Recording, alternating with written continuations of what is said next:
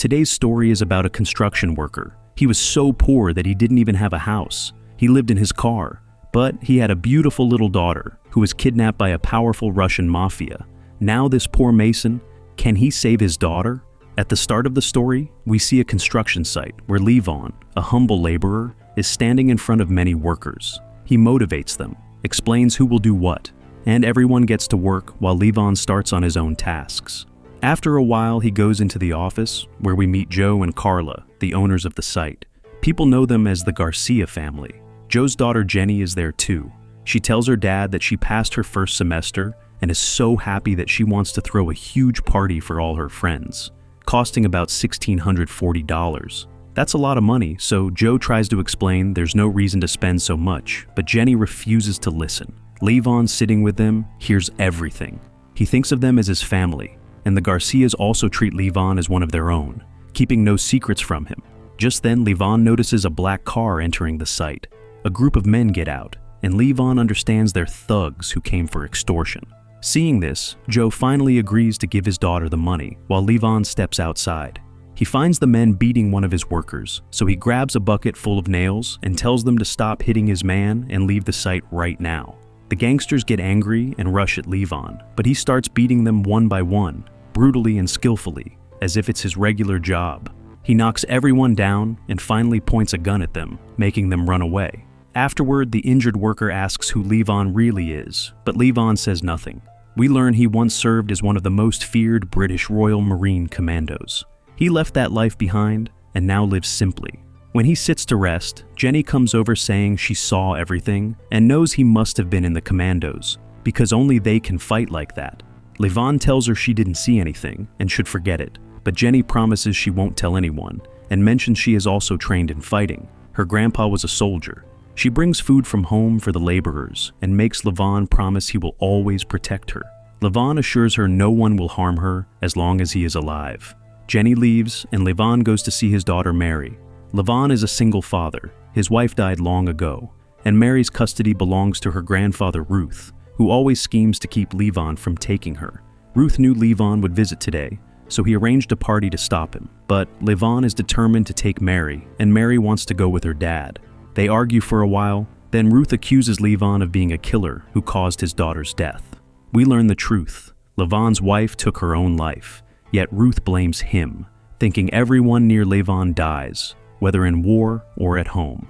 Ignoring these words, Levon goes to Mary. She says she was waiting for him at the party and hadn't eaten so they could share a meal. Happy, Levon takes her out to a restaurant, where he gives her a photo frame with a lovely picture of Mary and her mom. Mary says she's angry at her mom for leaving them alone. She shouldn't have done that. Levon gently explains they shouldn't speak that way. Her mom is still with them, only unseen. Later, Levon drops Mary off and heads straight to his lawyer, hoping to win back custody. The lawyer warns his case is getting weaker and he may never get Mary, since everyone knows he lives in a car and owns no house. Levon says he's saving money and will buy a home as soon as Mary comes to live with him. The lawyer says Ruth has a lot of money and has literally bought everyone. He's proved in court that you have PTSD, that since leaving the Marine Navy, you've lost your mental balance, and no one would want to leave their granddaughter with someone like that.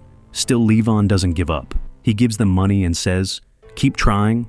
If there's any way to get my daughter back, please return her to me. I'm perfectly fine." Meanwhile, Jenny is at the party with her friends, laughing and mixing with everyone. The bartender notices her and quietly sends someone a message while keeping a close eye on her. On the other side, Levon goes to check out a small house so he won't have to sleep in his car anymore and to have a place for his daughter, but the house is in terrible condition. Seeing this, Levon realizes just how poor he is. He can't even afford a decent home. Back at the party, Jenny is dancing with her friends when we see two people, Viper and Artemis. Their job is to kidnap pretty girls and deliver them to wealthy clients so those men can have fun and they can earn huge money from the girls' rent. They watch Jenny carefully, and when she steps out of the bathroom, they grab her and escape. 2 days pass. When Levon returns to work, he's called straight to the office, where Joe and Carla look deeply upset and worried. He asks what happened. Joe says his daughter has been missing for 2 days, and he thinks someone kidnapped her. They tried contacting the police, but could tell the officers wouldn't take it seriously. Joe then pulls out a stack of cash and gives it to Levon, saying, "You're our last hope." I know you were a commando, trained to find kidnappers like these. Please bring my daughter back. Levon replies, I don't need your money. There was a time I was a commando, but I left that life behind. I'm not that man anymore. Give the police some money instead. They'll do the job. They try hard to convince him, but he refuses and walks off into the deep woods where there's a house. There we meet a blind man named Kenny Lefty, who once served with Levon in the Commandos and lost both eyes during a mission. Levon tells Kenny everything that happened to Jenny, repeating, I promised I'd protect her. She's such a good girl. Nothing bad should happen to her. Then Levon leaves and first goes to Joe's house, finding everyone crying. Joe has locked himself in a room, staring at Jenny's photo and sobbing. Levon tells him, don't worry. Jenny is like my own daughter and we're family. I won't let anything happen to her. Even if I have to stack bodies across this whole city, I don't care. Just wait. She'll be fine. I'll bring her back soon.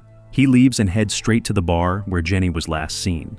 Levon watches sharply around the place and notices the bartender, who for a little cash sells drugs to anyone.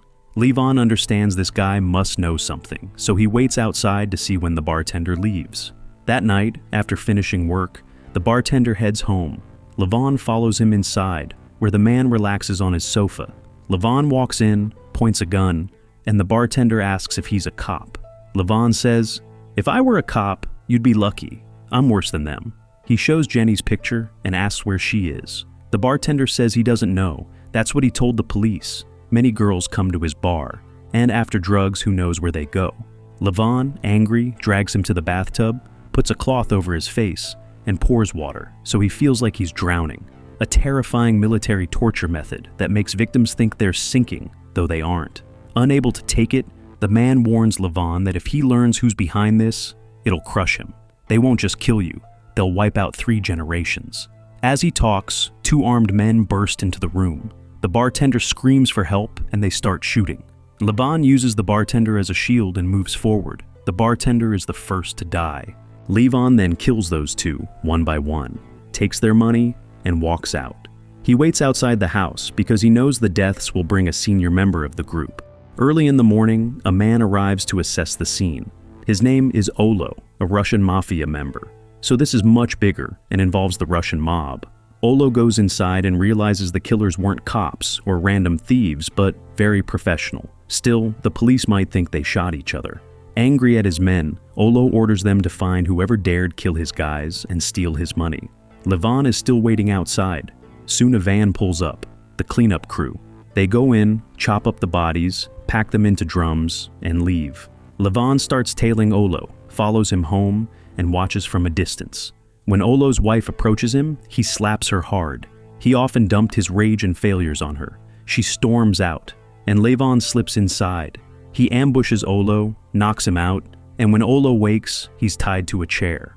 Levon has rigged a rope so that if it's cut, Olo, still bound to the chair, will drop straight into the swimming pool, unable to get out, certain to die. Olo asks who he is and guesses he's the thief who stole his cash. Levon throws the money into the pool in front of him and says he doesn't care about it and he's not a thief. Just tell me where this girl is. He shows Jenny's photo and says her name.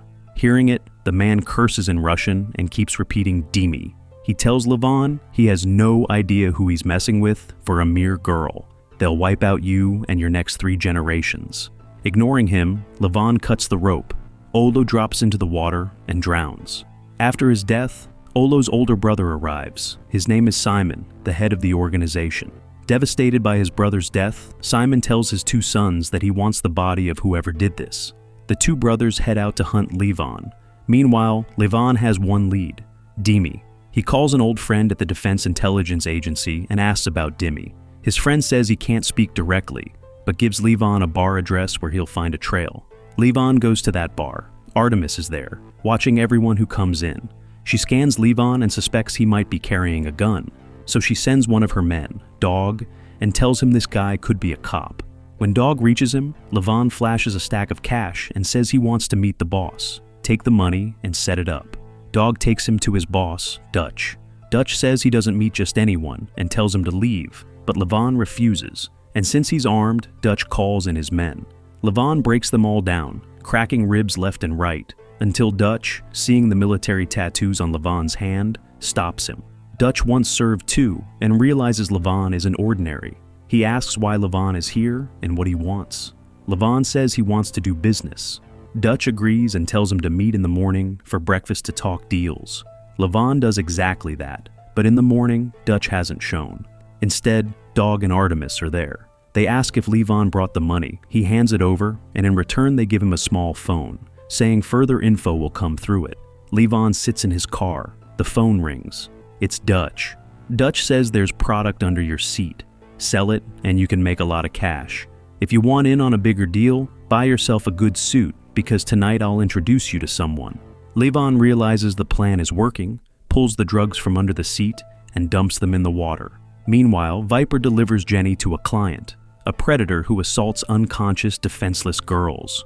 So anyway, they force Jenny into the room, but while they're guarding outside, the client comes out with his face slashed by her. He says, "That girl was supposed to be unconscious, but the moment I opened the bag, she lunged and cut my face. Go grab her fast." Viper and Artemis immediately run to catch Jenny. Meanwhile, Levon, dressed in a suit, reaches Dutch, who introduces him to his boss, Dimmy. Levon's goal is complete since he wanted to get close to Dimmy. Dimmy first asks for Levon's ID and keeps a photo of him, then gives him a lot of drugs, but Levon flushes them in the bathroom, not even wanting to take them out. Levon goes home and looks through all the secret bar photos. He spots Viper staring at Jenny in every shot, and learns Viper can be found at the same club where Dutch hangs out. Levon returns to the club and waits for Viper, but Artemis is watching everything. She spots Levon and realizes he's spying on them, so she warns her crew to kill him as fast as possible. Levon understands and grabs a motorcycle to escape while the thugs chase, firing wildly. After a while, Levon's bike crashes into a police car, and he falls hard. A female cop approaches, but we learn she's working with the thugs. Simon's sons pay her, she knocks Levon out, and they load him into their van. When Levon regains consciousness, he attacks Simon's sons like a beast. They try repeatedly to stop him, but can't. Levon fights through and shoots both brothers dead, then kills the driver, causing the van to crash. He crawls out and rams the van into the water. By now, Levon has already killed Simon's brother and his two sons. When Simon sees his sons' bodies, he breaks down and swears he will not spare Levon, promising a death so terrible that enemies will shudder just hearing it. Meanwhile, Dimmy summons Viper and Artemis and savagely beats Viper, furious that the richest client's face was cut. "You aren't doing your jobs? Go kill that girl now." Simon meets with the high table, telling them a man has killed his brother and both sons, disgracing the whole syndicate. The high table reassures him, saying they'll send 2 special men and that they've heard Dimmy is doing business with the troublemaker. Grab Dimmy and you'll get answers. Simon's crew storms Dimmy's place, beating him first. Then Simon says the man Dimmy works with killed their father, Levon. We learn Dimmy is Olo's son, but he feels no grief over his father's death. Simon shows Levon's photo, and Dimmy says, "I know him," even showing the picture from Levon's ID card. Simon tells Dimmy that Levon is coming for him and leaving a trail of bodies. They start preparing, and soon they learn from the ID that Levon is actually a Marine Ex-Commando. They also discover where Levon's father-in-law and daughter live, so they attack Ruth's house. Levon gets a call saying no one picked Mary up from school. He rushes over, tells her something is wrong. If Ruth hasn't come, something happened, and they hurry home to find the place on fire. Levon runs inside, rescues Ruth, and brings him out. Ruth blames Levon, saying they came for him. Mary says, "Grandpa, you're alive because of him. Otherwise you'd be dead inside, and now you're blaming Dad?" Ruth falls silent.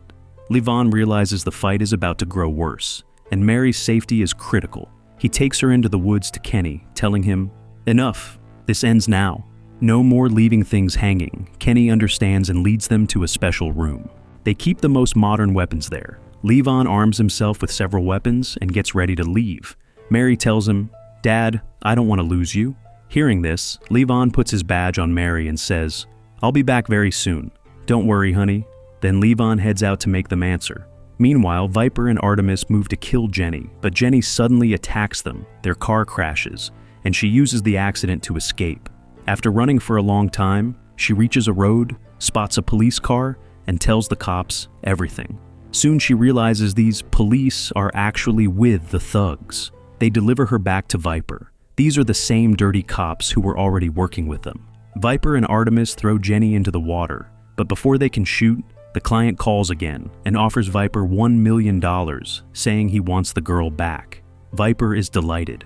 Meanwhile, Levon reaches Dimmy's hideout and beats everyone down. More goons keep coming and he keeps dropping them. When he gets to Dimmy, Dimmy grabs a girl and holds a gun to her head to stop Levon. Levon shoots Dimmy in the hand, tells the girl to take all the cash lying around and start a new life, then orders Dimmy to drive him to Viper's den. To save himself, Dimmy drives Levon there. Outside the secret lair, Levon pulls Dimmy out. Dimmy realizes he's about to die. Before killing him, Levon asks why they do such evil. Dimmy says, "If I don't, someone else will. Evil won't stop because I stop. Either I do it, or someone will do it through me." Hearing that, Levon ends Dimmy. He moves deeper into the lair. The client has arrived. Viper has tied Jenny's hands. The client is here to torture Jenny, laying out different tools one by one. Before he can touch her, Levon bursts into the room and starts taking everyone out. After clearing them, he heads downstairs, opens a door, and finds the client standing there. Levon kills him in one swift move. Right then, Viper opens fire on Levon, and a brutal fight begins. Seeing this, Jenny attacks Artemis. Even with her hands tied, she locks Artemis with her legs. Viper runs out of bullets. Levon pounces and pounds him, while Jenny snaps Artemis's neck. After a long beatdown, Levon finally kills Viper. He frees Jenny and they head out, unaware the high table has already sent 2 more killers who have arrived on scene. A police car pulls up too, but the 2 operatives don't know these cops are on their payroll, so they shred the officers with bullets. Then they spot Levon and spray fire. Levon hides with Jenny, pulls out a high-tech rifle, drops the first man, and hurls a hand grenade at the second. Both are gone in an instant. Levon has wiped out almost everyone. He brings Jenny out and rides off on a motorcycle. Simon sees them escape and immediately calls the high table to report everything. The high table says, "This guy is a monster, yes, but his intent was righteous. His fight was only with the ones who imprisoned the girl. Now that the girl is with him, he won't kill anyone else. His story ends here." Simon asks, "Then what about revenge for my brother and my 2 sons?" The man replies, "Your revenge has nothing to do with the high table. Hire your own men if you want, but if you value your life, don't, because we won't help you." Hearing this, Simon hangs up and screams in rage. Levon brings Jenny home. Her family is overwhelmed with emotion and thanks Levon again and again. Then Levon goes to his own daughter Mary at Kenny's house. Seeing her dad, Mary is overjoyed. They all sit and have lunch together, and the movie ends here. How did you like this film? Tell me in the comments. If you enjoyed it, I'll cover more action movies from this hero. That's it for today. Signing off.